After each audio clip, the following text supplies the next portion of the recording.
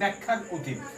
কারণ ইনকামের পরের বস্তু হচ্ছে এক্সপেন্ডিচার। আমরা খরচা করি, আর এই খরচাটাই কিন্তু আমাদের জীবন জীবিকা নির্বাহ করে। আর আমরা জীবন কিন্তু এগিয়ে নিয়ে যাচ্ছি এটার উপর দিয়ে, খরচা করি বলে। তাই তো এই খরচা না করে কিন্তু এগোতে পারি না।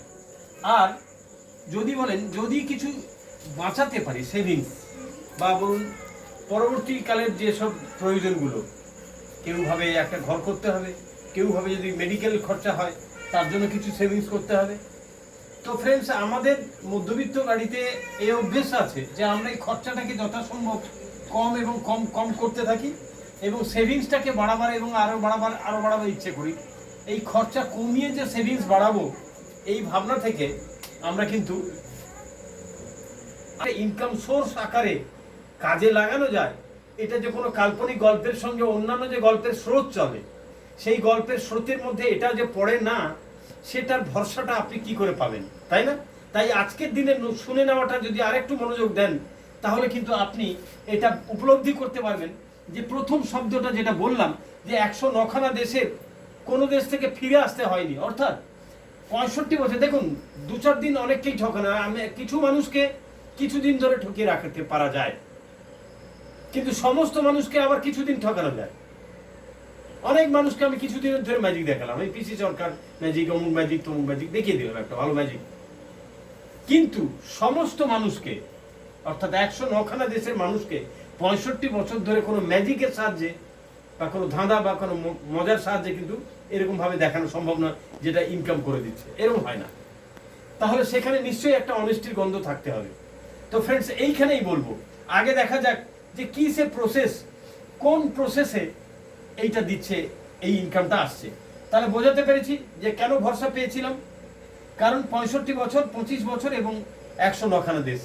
এইবার বলি যে কি সেই পদ্ধতি যেটাতে আমার সাধারণ বুদ্ধিতে আমার মনে হয়েছিল, তাহলে অনেস্টি নিয়ে আমার কোশ্চেনটা যে প্রশ্নটা ছিল সেটা হচ্ছে অনেস্টি যদি না থাকে তাহলে কিন্তু সত্যিকারে পাবো না।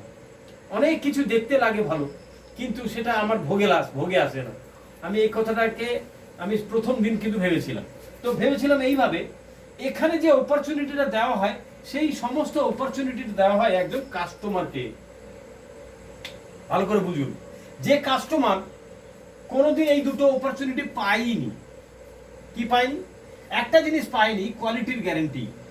আপনি ভালো করে জানেন যে প্রোডাক্ট ব্যবহার করেন, সেটা হোম কেয়ার হতে পারে, কাপড় কাচা, বাসন মাজা, গাড়ি ধোয়া, ঘর মোছা, পার্সোনাল কেয়ার, সাবান, সেন্ট, শ্যাম্পু হতে পারে, বিউটি কেয়ারের প্রোডাক্ট হতে পারে, কিংবা এগ্রিকালচারের প্রোডাক্ট হতে পারে, কিংবা হেলথের প্রোডাক্ট হতে পারে।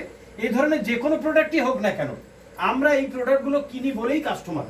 বাট এই প্রোডাক্টগুলোর মধ্যে আমরা জীবনদায়ী ওষুধ, টিভি ভর্তি লিস্ট পেয়েছি, টিভিতে ভর্তি করা লিস্ট, যে ওষুধগুলো নাকি সারা পৃথিবীতে ব্যান করা। আমাদের দেশে কোনটা আমি আমার মাকে খাইয়েছি আমি জানি না, আমার বাচ্চাদের খাইয়েছি আমি জানি না, আমি নিজে খেয়েছি আমি জানি না। তা আমরা তো এইভাবেই বসবাস করছি। আর অদ্ভুত আমাদের নেচার, আমরা মানে একটা ওষুধ দোকান থেকে একটা বিল আনতে কুণ্ঠাবো, যদি 10 টাকা কম দেয় তাই নিয়ে চলে আসছে। আর কত দূর যাব? এই কিছুদিন আগে আমরা ওই কি বলে বিরিয়ানি খেয়েছিলাম না 60 টাকায়, খেয়েছিলাম 60 টাকার বিরিয়ানি। হ্যাঁ, সেটাতে মানে ওই কি বলে না, ওই ভাগাড় থেকে মাংস চলে এসেছিল। তো এটা কিন্তু ভাগাড়ের দোষ ছিল না, মাংসের কোনো দোষ ছিল না, আমাদের চাহিদার মধ্যে একটা গন্ডগোল ছিল। কি জানেন, আমরা চাইছিলাম বিরিয়ানি, বাট দিতে চাইছিলাম 60 টাকা। আশা করি আমার কথাটা আপনারা উপলব্ধি করতে পারছেন।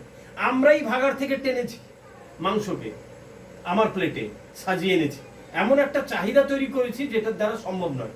একবার ভাববেন, তাহলে যে কোম্পানিটা সারা পৃথিবীতে কোয়ালিটির গ্যারান্টি দেয়, তারা গ্যারান্টি দেওয়ার আগে বিজ্ঞান সায়েন্স, একটা ভালো মতো একটা বিশাল বড় বিজ্ঞানকে কিন্তু তারা এখানে ব্যবহার করে। তা না হলে এইভাবে